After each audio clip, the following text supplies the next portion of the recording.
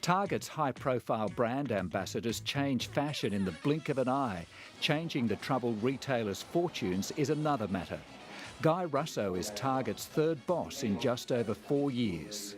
Guy's challenge is to create differentiation between Target and Kmart, and that's incredibly hard when you want both brands to succeed. Kmart and Target are both owned by Wesfarmers and are both known as discount department stores.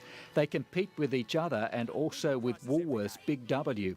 Guy Russo engineered the turnaround of Kmart. Now the question is, can he do the same at Target without hurting Kmart? I think the broad answer to that question is yes. Given that we are growing through large population growth, we're seeing centres growing, we're seeing assets growing. Online retail, which was said to be 20 to 25% of this space, is more likely to be 7 or 8%, perhaps 10 over time. When Guy Russo took over Kmart in 2008, its first half profit was $75 million, only a third of Target's $215 million. 7 years on, those positions are reversed.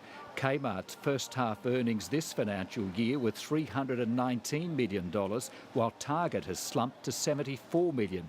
Even more damning for Target, its sales revenue in 2015 was less than 2008.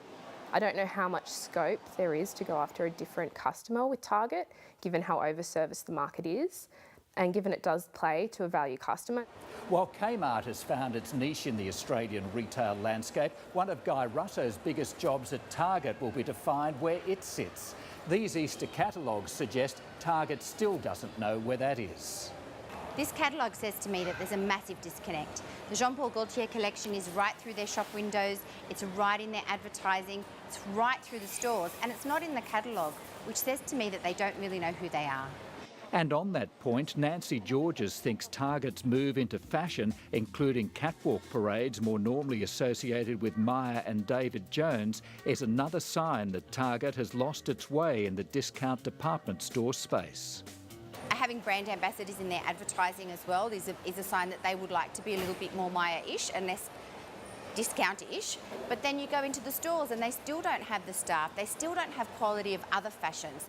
Retail Doctor Group's Brian Walker says a merging of Kmart and Target back offices is almost certain, and he says the days of both stores being in the same centre could be numbered. There are many permutations of this. You could have a Target with Kmart branded product in there. You could have a Kmart with Target branded product in there. And just to complicate matters for Guy Russo, discount supermarkets Aldi and Costco are increasingly moving into the merchandise space, while US internet giant Amazon is preparing to ramp up its presence in Australia. Hi, I'm Brian Walker, CEO and founder of Retail Doctor Group.